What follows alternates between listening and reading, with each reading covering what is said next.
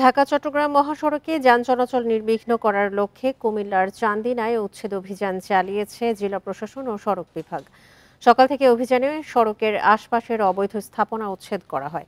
সকাল ৯টা থেকে শুরু হওয়া অভিযানে অন্তত ৩০০ দোকান ও অবৈধ স্থাপনা উচ্ছেদ করা হয়। জেলা প্রশাসন জানিয়েছে, দীর্ঘস্থায়ী সুফল ভোগ করতে উচ্ছেদ অভিযানে যেসব জায়গায় উদ্ধার অভিযান চালানো হয়েছে সেসব জায়গায় সাধারণ মানুষের ব্যবহারের উপযোগী করে তৈরি করা হবে।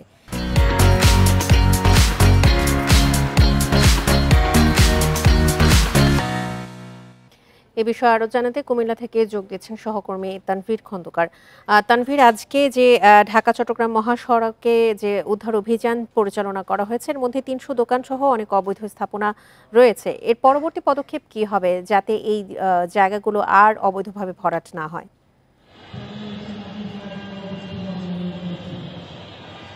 আজকে সকাল ৯টায় চান্দিনার যে উচ্ছেদ অভিযান পরিচালনা করা হয়, আমরা সর্বশেষ যে খবর পেয়েছি সেই খবর অনুযায়ী কিন্তু প্রায় ৩০০ দোকানপাট এবং যেসব হকারদের যে ভাসমান ভ্যান জাতীয় দোকান রয়েছে সেগুলো কিন্তু সেখান থেকে উচ্ছেদ করা হয়েছে।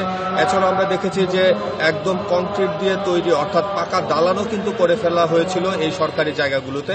এই যে জায়গাগুলো মূলত সড়ক বিভাগের, সড়ক বিভাগ কিন্তু বলছে যে তাদের সীমানায় যেসব ব্যবসা প্রতিষ্ঠান তারা অন্যান্যরা গড়ে তুলেছিল সেগুলো কিন্তু একদমই অবৈধ এবং সেগুলো সেখানে তোলার মতো কোনো কিন্তু আইন নেই। কেউ কেউ হয়তো সেখানে প্রভাব খাটিয়ে এইসব দোকানপাট তৈরি করেছে এবং সেখান থেকে ভাড়া কিংবা চাঁদার নামে অর্থ আদায় করা হতো, সেটিও কিন্তু একদম সম্পূর্ণ অবৈধ।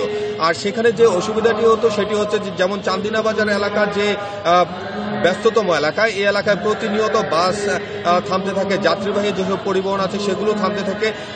এই মহাসড়কের পাশেই যে লাগোয়া সরকারি জায়গায় দোকানপাট তৈরি হয়, তাহলে কিন্তু বাস দাঁড়াতে হয় মূলত মহাসড়কের উপর, কিন্তু বাস দাঁড়ানোর যে জায়গা সেই জায়গায় নির্ধারিত জায়গায় কিন্তু বাস দাঁড়াতে পারে না। যে কারণে কিন্তু তারা বলছে যে এই জায়গাতে বাস বে তৈরি করা হবে অথবা যাত্রী সাধারণের জন্য যে বিশ্রামাগার সেটি তৈরি করা হবে, যেন মহাসড়কে বাস না দাঁড়িয়ে ওই নির্ধারিত জায়গায় দাঁড়াতে পারে, মহাসড়ক যেন নিরবিচ্ছিন্নভাবে যান চলাচলের জন্য সচল থাকে। যে কারণে কিন্তু মূলত এই উদ্ধার অভিযান। এর আগেও গত সপ্তাহে আমরা দেখেছি নিমসার বাজারে এই উচ্ছেদ অভিযান পরিচালনা করা হয়েছে, সেখানেও কিন্তু মহাসড়কের লাগোয়া প্রায় ২০০ প্রতিষ্ঠানকে ভেঙে দেওয়া হয়েছে এবং আগামী সপ্তাহেও দাউদকান্দির গৌরীপুর বাজারে এই ধরনের অভিযান পরিচালনা করা হবে বলে আমাদেরকে প্রশাসনের পক্ষ থেকে বলা হয়েছে। আর একটি বিষয় যেটি আসলে ঢাকা চট্টগ্রাম মহাসড়ক সারা বাংলাদেশেরই লাইফ লাইন, এই মহাসড়কে ১ মিনিটের জন্য যদি যান চলাচল থেমে যায় তাহলে কিন্তু অর্থনৈতিকভাবে ক্ষতির সম্ভাবনা বাড়তে থাকে। কিন্তু নিমসার বাজার, চান্দিনা, গৌরীপুর বাজার, অন্যদিকে ১৪ গ্রামের যে মিয়া বাজার, এইসব এলাকাগুলোতে প্রতিনিয়ত কিন্তু আমরা যানজটের খবর পাই। শুধুমাত্র সেখানে বাস মহাসড়কের উপরে দাঁড়িয়ে যাত্রী ওঠানামা করায় এবং সেসব জায়গায় পথচারীরা তাদের সুনির্দিষ্ট জায়গা ব্যবহার না করে মহাসড়ক ব্যবহার করে রাস্তা পারাপার করে, যে কারণে কিন্তু আমরা দুর্ঘটনার কথাও শুনি, যানজটের কথাও শুনি। তো সব মিলিয়ে আসলে মহাসড়কে একটি যে যাত্রা সেটি যেন একদম নিরবিচ্ছিন্ন থাকে, সেই যাত্রা যেন কোথাও কোনো ধরনের ব্যাহত না হয়, সেই কারণে কিন্তু এই উচ্ছেদ অভিযান পরিচালনা করা হচ্ছে। আজকেও কিন্তু প্রায় ৩০০ দোকানপাট আসলে ভেঙে ফেলা হলো।